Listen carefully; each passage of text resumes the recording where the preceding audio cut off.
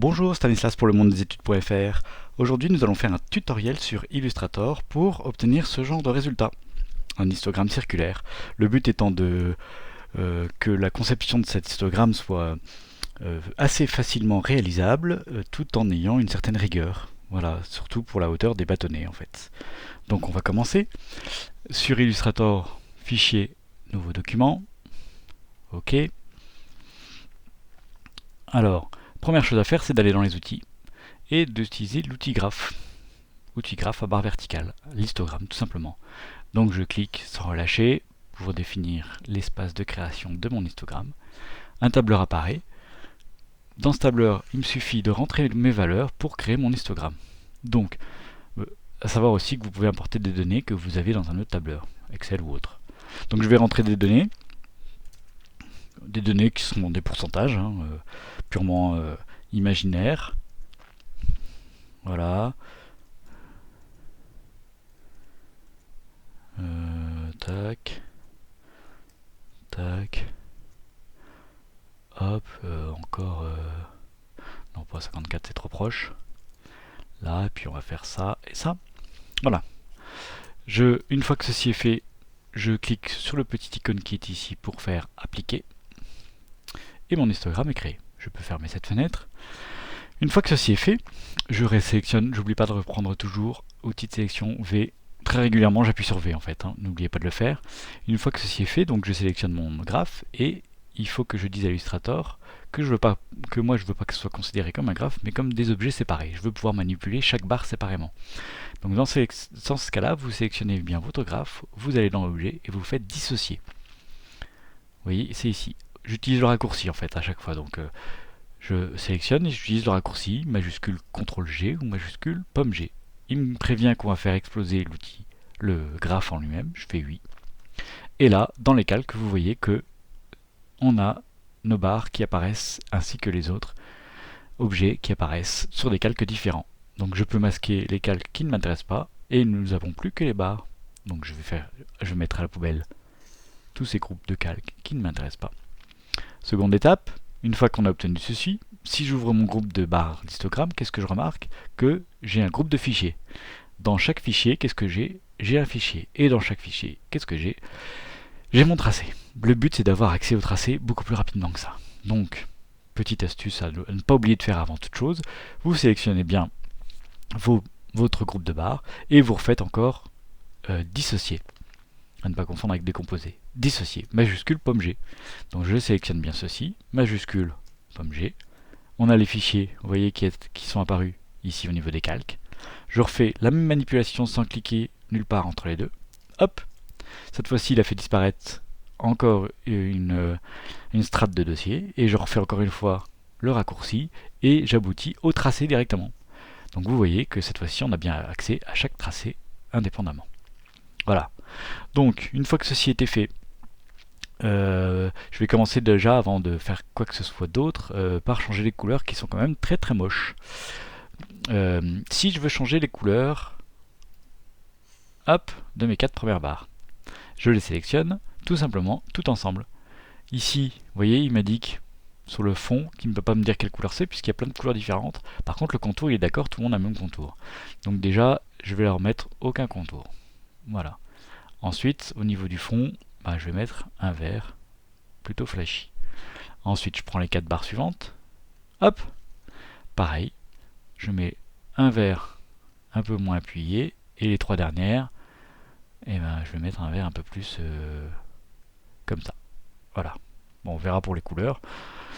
Ah, j'ai juste oublié pour ces barres-là de supprimer le contour. Donc pareil, je les sélectionne et je supprime le contour. Voilà. Une fois que ceci est fait, toujours avec mon outil de sélection, je sélectionne tout et je veux supprimer l'espace, petit espace blanc qui est entre toutes les barres. Donc plutôt que de le faire à la main de façon laborieuse, il y a un outil pour ça.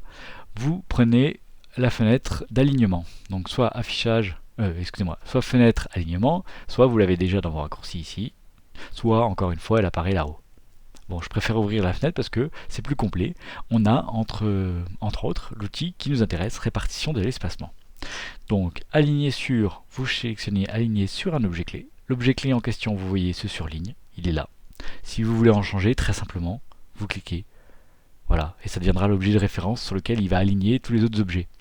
Donc je prends la barre principale, mais ça, bon, ça n'a pas d'importance en fait trop ici sur ce qu'on va faire. Et je veux changer la répartition d'espacement entre chaque objet. Je veux horizontalement, ce petit icône, et non pas verticalement, horizontalement qu'il y ait 0 pixel d'espace entre chaque objet. Je clique, et voilà le travail. Tout simplement. Une fois que ceci a été fait, qu'est-ce que je veux faire? Maintenant, je veux donner un aspect arrondi à mon histogramme. Donc, encore une fois, je sélectionne bien mon histogramme en entier et je vais dans Objet, et je fais distorsion de l'enveloppe, créée d'après une déformation. Hop. Là, vous voyez que le résultat apparaît d'emblée. hasard des options. La première option qui apparaît, c'est l'option arc. Vous voyez qu'il y a plein d'autres options qui sont très intéressantes. Par exemple, si je prends l'option dilatation, vous voyez, c'est un moyen très amusant de faire un histogramme un peu bombé, comme s'il était sur une vieille télé des années 80, à tube cathodique. Donc là, ce qui nous intéresse en l'occurrence, je vous laisse découvrir par vous-même les autres. Regardez, par exemple, drapeau, il est aussi amusant. Là, ce qui nous intéresse, c'est arc. Quand je le pousse à 100% horizontalement, on a bien un demi-cercle qui se crée ici. Je fais OK. Et voilà, en quelques clics, oui, notre petit histogramme est créé. Donc ensuite, je vais juste le repositionner. Quand vous faites une rotation, si vous maintenez la touche majuscule, hop, il y a des paliers qui apparaissent. Voilà. Et comme ça, il est bien mis à 180 degrés. Ceci étant fait, une fois qu'on a utilisé l'outil de déformation, il faut bien se souvenir qu'en fait la déformation, ça devient ce que Illustrator appelle une enveloppe. Ça veut dire que l'objet est toujours contenu dans cette enveloppe.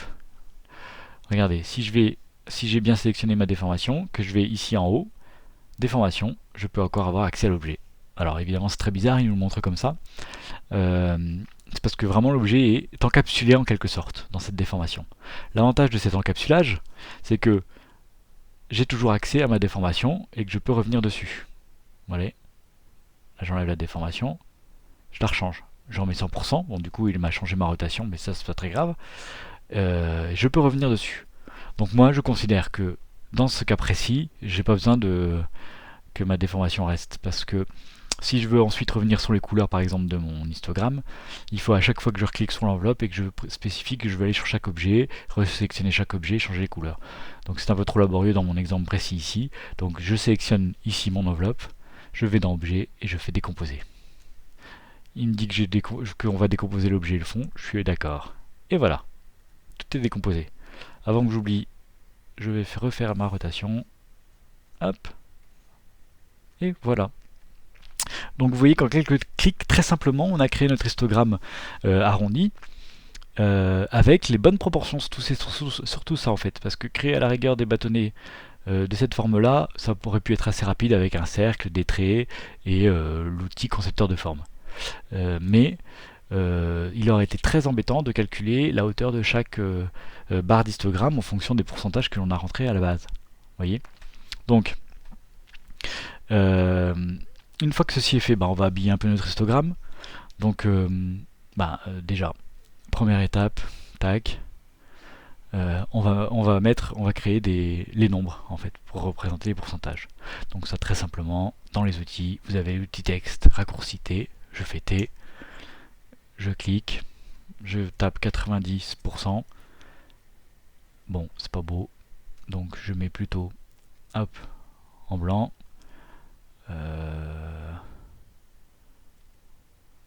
48 c'est un peu gros. 36, 30%. Il faut aussi que ce pourcentage puisse rentrer ici en fait, parce qu'on va essayer de garder à peu près la même taille. Donc même 30% c'est peut-être un peu gros. On va se mettre à 25%. Voilà. Je fais échappe quand j'ai fini d'écrire. Et voilà, mon objet est créé. Alors après, c'est des règles de présentation, ça c'est chacun voit comme il veut, mais bon, moi j'ai bien envie de voilà, mettre mon 90% ici. Ensuite, plutôt que de réécrire à chaque fois des pourcentages, il suffit que je fasse Alt, que je maintiens Alt en glissant, et il me crée un deuxième objet pourcentage que je mets dans l'alignement en fait de mon cercle. À Alt, je lâche et je mets dans l'alignement. Oui, c'est vraiment assez rapide. Après, hop, comme ça. Encore un Alt qui me permet de copier-coller en gros mon objet. Hop, cette fois-ci, je vais peut-être inverser en fait les pourcentages, comme ça que ça devienne lisible. On verra après si celui-là je l'inverse ou pas. Faut pas oublier de prendre Alt et de faire ça. Vous voyez, quand vous faites Alt, la flèche de la souris se dédouble pour vous dire qu'il va créer un deuxième objet. Voilà, c'est quand même très pratique, hein.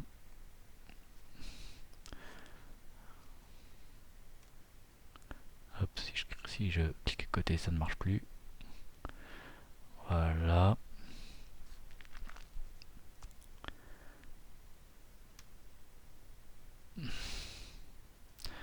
Hein. Et enfin, ceci. Voilà. Après, une fois que j'ai cet objet sélectionné, je clique sur T pour en modifier le contenu. Je ne sais plus du tout ce que j'avais mis comme pourcentage. C'est très sérieux, je vous remercie. Donc, je reclique sur mon objet, je fais T. De mémoire, j'avais mis 56, je crois. Voilà. Échappe, toujours à chaque fois. T. J'avais dû mettre 62. Voilà, en fait j'avais préparé une série de pourcentages, mais il y en avait beaucoup trop. Du coup, le tuto prenait des plombes à se faire parce que j'avais trop de pourcentages à rentrer, d'autres choses à faire. Donc voilà, j'ai repris des nombres un peu plus au hasard, mais du coup, je ne sais plus trop. Voilà, je marque de mémoire en fait, hein. Je crois que ça c'était 71. Celui-là, ça devait être. Vous avez vu très rapidement en fait, hein, j'ai l'outil T toujours sélectionné. Et on va dire, je crois que c'était 79 celui-là. Et il suffit que je clique à l'endroit où j'ai déjà du texte et il comprend qu'en fait je vais modifier le texte. Voilà, tout simplement. Voilà. Échappe, une fois que j'ai fini. Voilà. Donc déjà, hop. Bon, sympa. Ça commence à avoir un petit peu une bonne tête. Ouais, ouais, c'est pas mal. Ensuite, eh ben 90% c'est pour qui? C'est ça, on va créer des noms des pays en fait. Euh, des noms de pays pour dire le 90% c'est 90% de la population de ce pays-là. Donc, pardon, je le fais sans vous expliquer. Je vais dans l'outil tout simplement, je prends l'outil rectangle, j'ai tracé un rectangle à la main comme ça sans réfléchir. Le fond est blanc, ça me plaît pas spécialement. Euh, euh, voilà. Je sais pas, ou vert flashy, non, j'aime pas trop ce vert là. Oh tiens, vert bien désaturé, allant jusqu'au jaune. Je vais partir de cette couleur en fait, un peu un peu moche, hein, je crois qu'on peut le dire. Je vais rebasculer dans les verts, voilà, mais je vais faire quelque chose de plus blanc. Il faut quand même qu'on voit ce qui est écrit dedans, hein. Ouh, c'est un peu flashy, hein. Bon, je tâtonne un peu. Je vais peut-être repartir de ça plutôt. Saturation. Quelque chose de lumineux et de désaturé. Mais si je désature trop, on arrive dans les blancs. Ou alors on va choisir complètement une autre couleur. Si je fais ceci. Alors, pour vous aider dans les couleurs, il y a ce qu'on appelle le guide des couleurs. J'avais pas du tout prévu d'en parler, donc il se peut que j'en parle mal. Le guide des couleurs, c'est un guide qui vous aide à choisir vos couleurs de manière très simple en fait, suivant différentes teintes et différentes règles. Alors, première chose, quand vous sélectionnez votre couleur, elle est ici.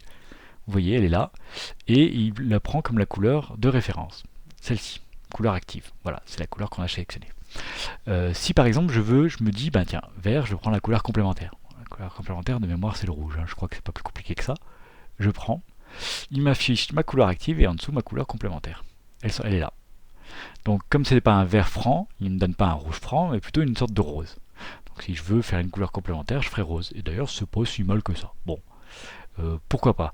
Par contre, si je veux rester dans les verts, mais vous voyez, basculer dans des couleurs froides, on va aller dans les bleus. Basculer dans les couleurs chaudes, vous voyez, on va aller vers les rouges. Donc, ça se lit de deux façons. On a notre couleur active ici, et on a les couleurs qui se dégradent vers des couleurs plus froides ou des couleurs plus chaudes.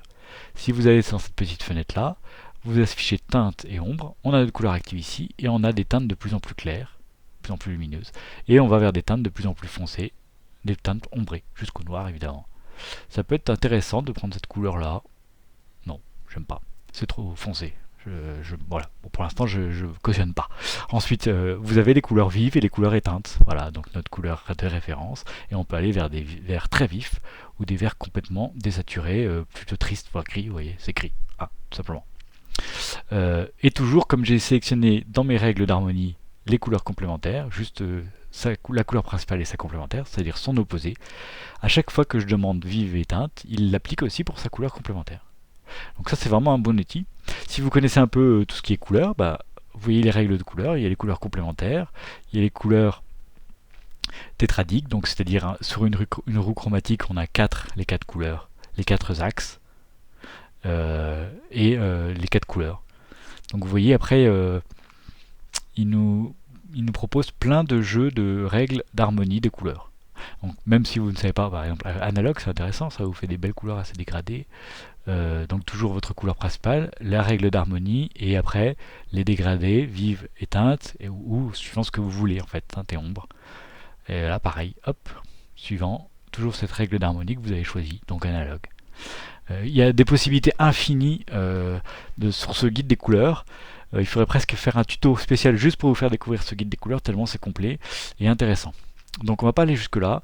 En fait, je vais rester sur les complémentaires. Et peut-être complémentaire foncé, c'est un peu trop rose en fait, je trouve. Chaude et froide, ah bah voilà, un violet, et ben vous voyez, je n'aurais pas du tout pensé. Ça me plaît plutôt. Je retourne dans le rose.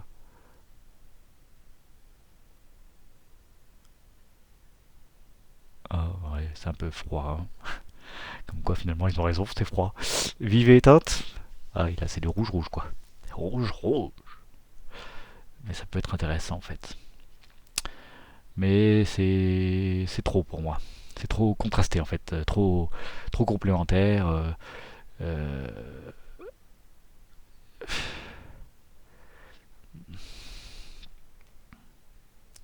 je crois que voilà. Allez, hop, violet, adjugé vendu. On va pas passer 3 heures non plus à choisir une couleur. Voilà. Après, bah, je vais juste créer en deux clics un petit triangle. Donc je prends l'outil étoile, je clique sur Alt, je maintiens Alt et je fais clic. J'ai les options étoiles qui arrivent. Je fais 3 branches. Rayon le plus grand 50, rayon le plus petit la moitié de 50. Alors ça c'est les règles pour faire un triangle. Hop, voilà. C'est-à-dire que quand vous créez, je supprime, je le fais avec vous. Je prends l'outil étoile, je maintiens Alt et je clique. Le pop-up, la fenêtre étoile apparaît. Si je veux créer un triangle, donc je mets évidemment 3 branches, mais il faut que je choisisse le rayon 1 deux fois supérieur au rayon 2. Voilà, je vais vous montrer si par exemple je prends 20 et que je fais OK. Voilà, vous n'avez pas un triangle. Vous avez un début d'étoile et une moitié de triangle. Enfin, voilà, quelque chose qui ne fonctionne pas. En tout cas, qui n'est pas un triangle. Donc, excusez-moi. Hop, j'ai maintenu Alt et j'ai fait ça. Donc, je vais faire 40 pixels, 20 pixels et 3 branches. OK. Et j'ai mon triangle. Voilà. Donc, je clique, je reprends ma sélection V. Euh, sauf que, est-ce que ça va me plaire ça?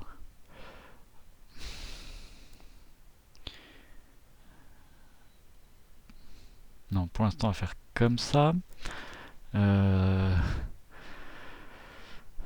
Oui, la forme ne me plaît pas spécialement en fait, hein. Et je fais en même temps comme ça avec vous.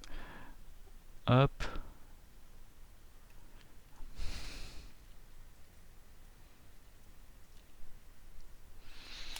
Alors, si je veux modifier mon triangle assez rapidement en fait, tout simplement, je prends pas la sélection, l'outil sélection générale, je prends l'outil sélection directe.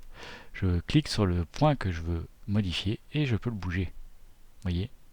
Bon là, l'inconvénient c'est qu'il a créé des points clés aux intermédiaires. Donc si je veux supprimer ces points clés, vous savez, vous prenez l'outil plume, P, c'est l'outil plume là que j'ai sélectionné, je me mets sur le point clé, il y a un petit moins qui apparaît et je fais disparaître ces points intermédiaires qui m'embêtent. Je reprends l'outil A, petite sélection directe, je sélectionne bien ceci et voilà. Vous voyez,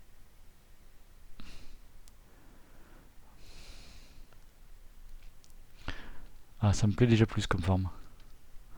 Voilà, et ça, en fait, je vais garder un peu cet esprit violet, mais je vais désaturer ou très lumineux.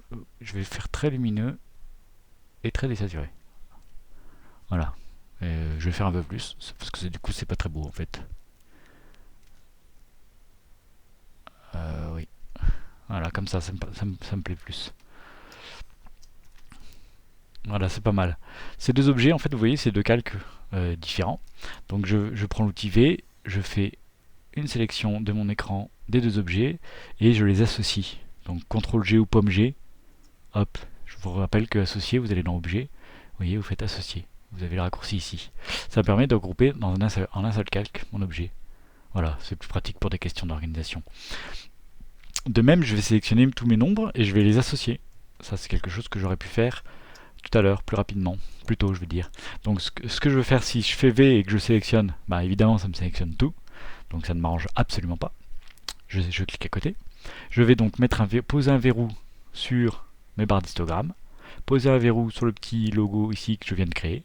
Il me reste plus que mes nombres qui sont libres. Donc je fais V, hop, et il me sélectionne que mes nombres. Et là, je fais le raccourci pour associer, pomme G, CTRL G. Et mes nombres sont là. Voilà, hop. Voilà, je les verrouille, comme ça je suis sûr de ne pas les sélectionner. Je déverrouille mon petit icône. Sur ce petit icône, eh ben, qu'est-ce que je vais faire? Je vais rajouter du texte. Voilà. Hop. Donc on va dire que ce pays c'est l'Afrique du Sud. Voilà. Bon, je garde ce texte là. Hein. Je fais modifier le texte comme ça. Il faut que ça reste bien lisible. C'est pas mal. Bon, en tout cas, tac. Je vais mettre en blanc. Si je dézoome. Ouais. Donc ce texte, je le glisse au sein du groupe, au sein de cette étiquette en fait. Voilà. Si je sélectionne ce texte et en maintenant la pomme, comme je ne sais pas en fait quelle touche il faut que vous mainteniez sur PC, mais voilà, sous Macintosh et commande, je peux sélectionner ces deux objets séparément. D'accord? Donc vous sélectionnez ces deux objets séparément et vous allez sur l'alignement. En fait, je veux juste centrer le texte par rapport à mon rectangle. Donc je fais à l'objet aligner sur un objet clé. Je sélectionne mon rectangle comme objet de référence et je fais alignement, hop, vertical. Voilà. Afrique du Sud est bien centré. Je clique à côté pour désélectionner. Ensuite, je veux rétrécir mon triangle. Maintenant, en fait, il faut bien retenir que cette étiquette, c'est un groupe. Donc si je fais V et que je fais ça, je sélectionne tout le groupe, même si je voulais sélectionner que le triangle. Même si, vous voyez, parce que je suis avec l'outil V, donc sélection globale. Si je sélectionne une partie du triangle, ça sélectionne tout le groupe. Si je veux sélectionner juste une partie du triangle, il faut que je prenne l'outil de sélection directe. Donc là, je fais ça. Et en fait, j'ai sélectionné que ces deux points-là. Voilà, vous voyez, celui-là et celui-là. Les points-là sont restés blancs, c'est-à-dire qu'ils ne sont pas sélectionnés. Et à partir de ce moment-là, je prends le tracé et je peux juste bouger ce tracé-là. Voilà, ça m'a permis de créer rapidement cette étiquette. Hop, une fois que ceci est fait, eh ben, je la place pour dire que les 90% c'est l'Afrique du Sud. Je prends mon outil V, je clique dessus, je maintiens Alt et je déplace. Voilà, très rapidement, je prends la flèche A, voilà, pour pouvoir sélectionner uniquement le texte au sein de mon Afrique là. Vous voyez, hop, c'est uniquement le texte, je fais T, voilà. Et ben disons que 80 Grande-Bretagne, voilà, c'est la Grande-Bretagne. Ok, je fais échappe, donc c'est trop grand. Donc qu'est-ce qu'il faut que je fasse? Il faut que j'allonge ce tracé là. Hop. Voilà, comme ça, allait être un peu compliqué de sélectionner mon rectangle comme dans l'exemple du dessus. J'ai été directement le chercher dans les calques, hein, ce qui est une méthode tout à fait valable. Voilà.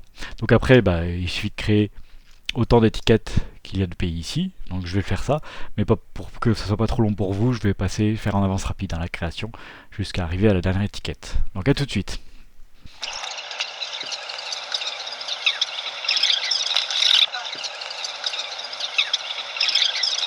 Et nous voici donc de retour. Donc vous avez vu, j'ai créé les étiquettes pour les pays. Notre histogramme a plutôt une bonne tête. Après, évidemment, libre à vous de personnaliser l'histogramme de façon différente. Alors, j'en profite déjà, hop, pour reprendre mes étiquettes, faire pomme G. Comme ça, elles sont toutes regroupées. Je déverrouille mon histogramme avec chacune des barres. Et là, je me dis que peut-être j'essaierai bien de rajouter des ombres sur ces barres pour marquer un peu la différence entre les barres. Soit je pourrais mettre un contour, pourquoi pas, mais j'ai envie d'essayer avec les ombres. Je ne promets pas que ça sera joli, on va essayer. Donc vous allez dans Effet, Spécial, Ombre portée. Comme d'habitude, vous cliquez bien sur Aperçu. Voilà, et ça vous dit, ça vous montre un peu...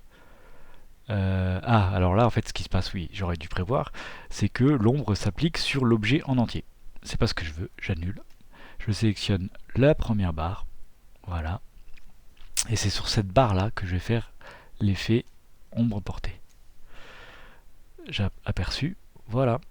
Et je trouve que le résultat peut être intéressant. Donc déjà, elle est un peu trop marquée.